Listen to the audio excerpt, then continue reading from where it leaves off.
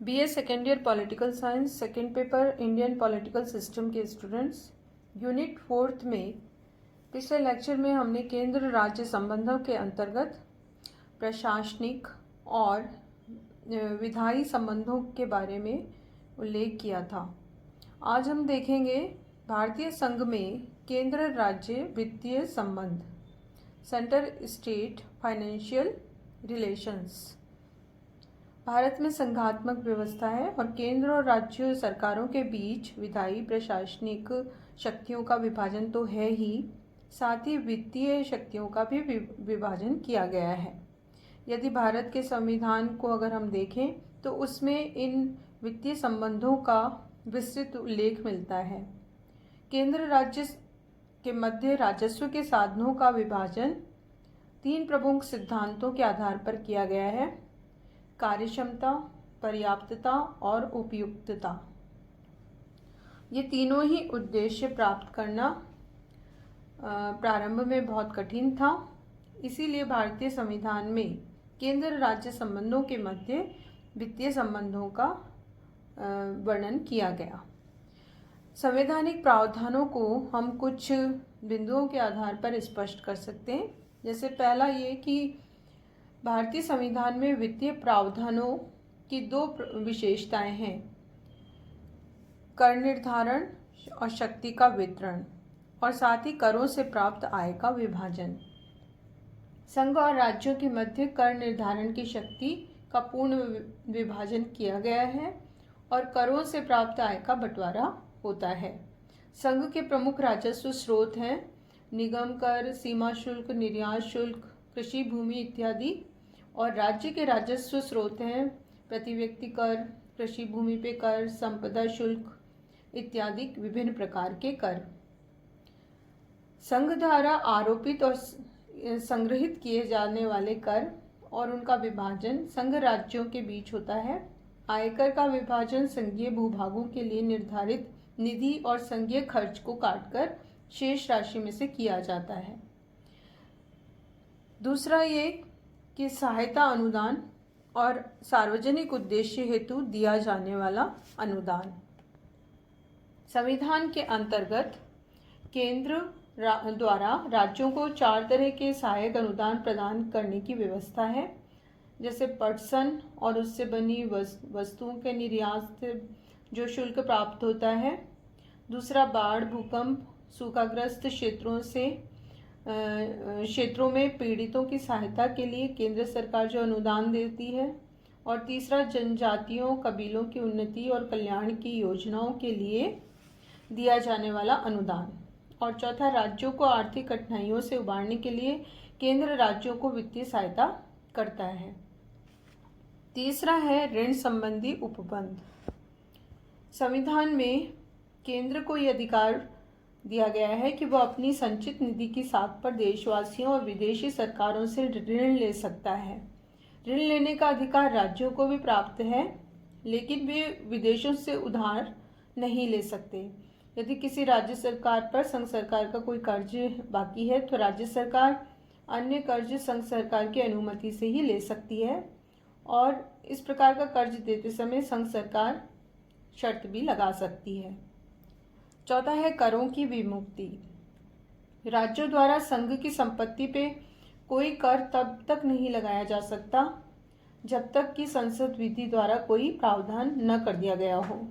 भारत सरकार या रेलवे द्वारा प्रयोग में आने वाली बिजली पर संसद की अनुमति के अभाव में राज्य किसी प्रकार का शुल्क नहीं लगा सकते।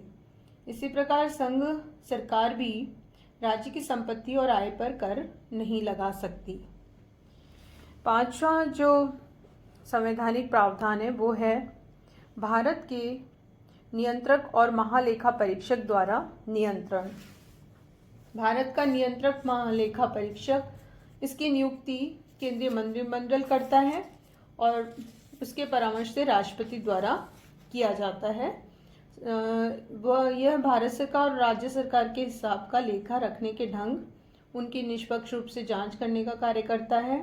नियंत्रक महालेखा परीक्षक के माध्यम से भारतीय संसद राज्यों की आय पर अपना नियंत्रण रख सकती है। और अगला बिंदु है वित्तीय संकट काल। ये वित्तीय आपातकाल या संकट काल यदि है तो ऐसी स्थिति में राज्यों की आय सीमा राज्य सूची में चर्चित करों तक ही सीमित रहती है। वित्तीय संकट के प्रवर्तन काल में राष्ट्रपति को संविधान के उन सभी प्रावधानों को स्थगित करने का अधिकार है जो सहायता अनुदान या संघ के करों के आय के भाग बटाने से संबंधित हो। केंद्र सरकार राज्यों को वित्त संबंधी मामलों में निर्देश भी जारी कर सकती है। 2016 में 101 संवैधानिक संशोधन हुआ जो कि आज़ादी के बाद का एक प्रमुख संशोधन है और सुधार से संबंधित है। जीएसटी यानी माल एवं सेवा कर। केंद्र राज्य वित्तीय संबंधों में आमूलचूल परिवर्तन इसके द्वारा हुआ। संविधान के अनुच्छेद 268, 269, 270, 271, 279 और 286 में कुछ संशोधन करके और कुछ को निरस्त किया गया और नए प्रावधान जोड़े गए। माल और सेवा कर मोटे तौर से देश का आर्थिक एकीकरण है। एक नई सामान्य व्यवस्था इसके द्वारा लागू की गई है कि अब देश में सारे करों की कर प्रणाली, जिसकी अलग अलग राज्यों में अलग अलग दरें थी, माल और सेवा कर के अंतर्गत कई करों को मिलाकर एक कर दिया गया है। हर सेवा के लिए दर तय की गई है जिससे देश भर में माल और सेवाओं का प्रवाह मुक्त हो जाएगा। माल और सेवा कर काउंसिलिंग देश की पहली संघीय संस्था बन गई है जिसमें निर्णय आम सहमति से होंगे। ये प्रमुख संवैधानिक जो प्रावधान है वो हमने देखे और इसके द्वारा भारतीय संघवाद की जो प्रकृति है वो स्पष्ट होती है कि केंद्र और राज्यों में वित्तीय जो प्रावधान है वो विभक्त हैं, फिर भी केंद्र सरकार राज्यों की तुलना में अधिक प्रभावशाली और शक्तिशाली रखी गई है। इसके बाद हम देखेंगे वित्तीय क्षेत्र में और योजनाओं के क्षेत्र में केंद्र और राज्यों के बीच जो समय समय पर तनावपूर्ण स्थितियां रही हैं या कुछ समस्याएं पैदा होती रही हैं वो क्या हैं। तो हम देखेंगे केंद्र राज्य तनाव क्षेत्र वित्तीय और योजनाओं के संबंध में। इनको हम कुछ बिंदुओं के आधार पर स्पष्ट कर सकते हैं। जैसे कि पहला है वित्तीय साधनों के वितरण की प्रचलित व्यवस्था।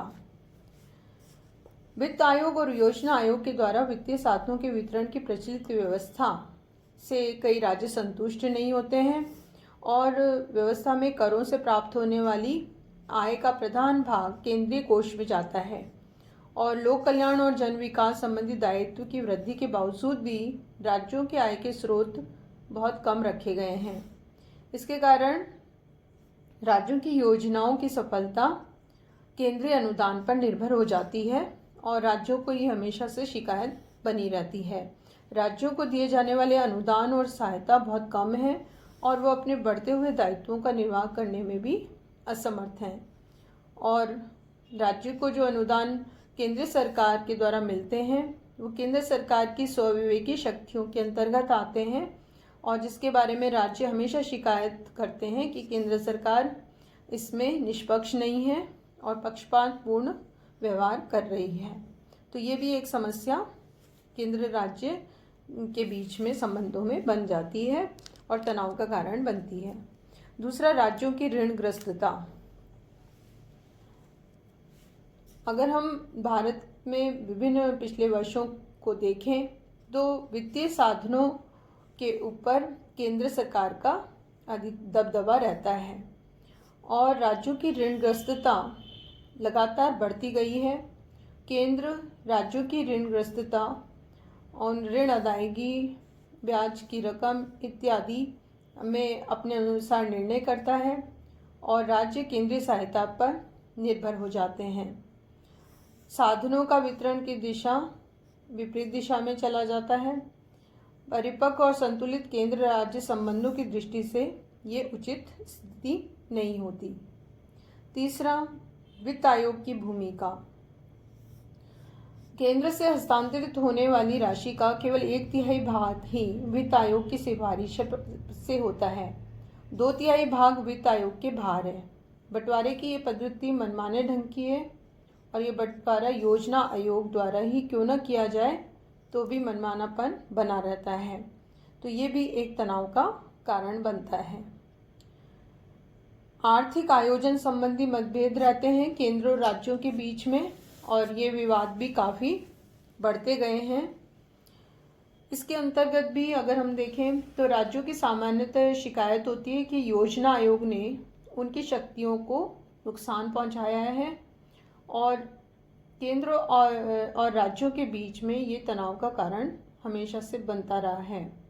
राज्य के मुख्यमंत्री केंद्र से राज्यों की आय बढ़ाने के स्रोत की बात करते हैं, मांग करते हैं, योजना आयोग के कार्यों को सीमित करने की बात करते हैं, लेकिन इस तरह की मांगों को अनदेखी की जाती है और ये एक केंद्र राज्य तनाव का कारण बन जाता है। फिर अंतर्राज्यीय व्यापार।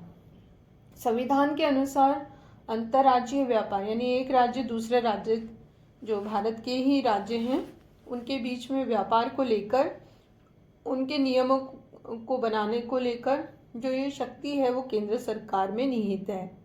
केंद्र सरकार राष्ट्रीय और राज्य हितों या राज्य विशेष के हितों में समन्वय स्थापित करने के लिए हस्तक्षेप करती है और केंद्रीय हस्तक्षेप के कारण विभिन्न राज्य नाराज हो जाते हैं और केंद्र राज्य मतभेद उभरते हैं।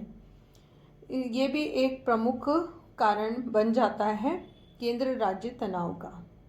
तो भारत में संघात्मक शासन है, केंद्र और राज्य में शक्तियाँ बटी हैं, वित्तीय क्षेत्र की शक्तियाँ भी बटी हुई हैं, लेकिन चूंकि केंद्र इस मामले में भी राज्यों की अपेक्षा अधिक शक्तिशाली प्रभावशाली है, इसलिए कई बार केंद्र और राज्यों के बीच इन विभिन्न कारणों के कारण तनाव का जो वातावरण है वो बन जाता है और समस्या पैदा होती रही है। इसके बाद हम देखेंगे वित्त आयोग। भारत में संविधान के अनुच्छेद 280 में ये प्रावधान है कि 2 वर्ष के भीतर या उसके बाद हर 5 वर्ष की समाप्ति पर या उससे पूर्व यदि राष्ट्रपति आवश्यक समझे तो एक आदेश द्वारा एक वित्त आयोग की नियुक्ति कर सकते हैं, जिसमें एक सभापति होता है, 4 अन्य सदस्य होते हैं। ये आयोग ये काम करता है कि संघ और राज्यों के मध्य करों का विभाजन हो, भारत की संचित निधि में से राज्यों को अनुदान मिले, वित्त के स्थायित्व और राष्ट्रपति द्वारा आयोग को सौंपे गए विषयों के संबंध में ये सिफारिश करता है। भारत में 10वां, 11वां, 12वां और 13वां वित्त आयोग को पहले 9 वित्त आयोग की तुलना में अधिक व्यापक विषय सौंपे गए और इन्होंने राज्यों के वित्तीय साधनों में वृद्धि हो ये सुझाव दिए थे। इसके द्वारा कई सुझावों को व्यवहार में लागू भी किया गया और इससे केंद्र राज्य वित्तीय संबंधों को सुधारने का प्रयास हुआ। राज्यों के वित्तीय साधनों में एक बार वृद्धि हुई और ज़्यादा, और आयोग ने राजकोषीय स्थिति में सुधार पर बल दिया। केंद्र और राज्यों की साझा जिम्मेदारी बताते हुए राजस्व आधार बढ़ाने की बात कही, अनावश्यक खर्चों पर नियंत्रण का सुझाव दिया। इस तरह से इन विभिन्न आयोगों ने कार्य किया। 13वां जो वित्त आयोग है उसका गठन 2007 में हुआ था, डॉक्टर विजय केलकर की अध्यक्षता में, जो वित्त सचिव थे, और इन्होंने केंद्र राज्य संबंधों के मध्य राजस्व संग्रह के बंटवारे के मानक तय किए, राजकोषीय वातावरण तैयार करने की सिफारिश की और आयोग ने केंद्र राज्य दोनों को ही वित्तीय अनुशासन अपनाने और साधनों के उचित उपयोग पर बल देने के ऊपर जोर दिया। इस आयोग ने पहली बार स्थानीय निकायों, ग्रामीण और शहरी को वित्तीय आवश्यकताओं और कठिनाइयों की दृष्टि में रखते हुए सिफारिश की थी और सुधार पर बल दिया था। 14वां जो वित्त आयोग है वो 2012 में स्थापित हुआ। राष्ट्रपति द्वारा वाई वेणुगोपाल रेड्डी की अध्यक्षता में ये आयोग स्थापित हुआ। इसने अपना प्रतिवेदन 2014 में प्रस्तुत किया और वित्त आयोग ने करों के केंद्रीय विभाजन, संबंधी विभिन्न सिफारिशों पर जोर दिया। वित्तीय साधनों का न्यायपूर्ण आवंटन हो, नए संतुलन बने, इस चीज पर इसने जोर दिया था। प्रशासनिक सुधार आयोग के अनुच्छेद 282 में भी राज्यों को जो वित्तीय सहायता दी जाती है उसको सरल किया जाए और कुछ अनुशंसा की गई थी कि जो भी राज्यों को सहायता दी जाए केंद्र द्वारा उसकी मात्रा तय होनी चाहिए।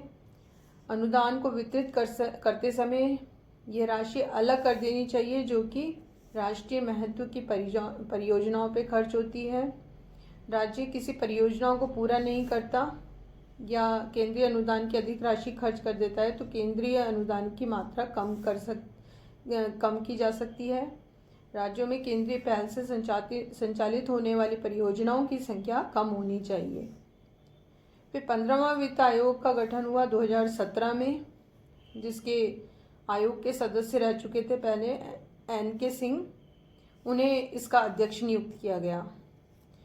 उन्होंने केंद्र राज्य वित्तीय संबंधों पर वस्तु और सेवा यानी GST के प्रभावों को देखने की जिम्मेदारी ली और उस पर काम किया।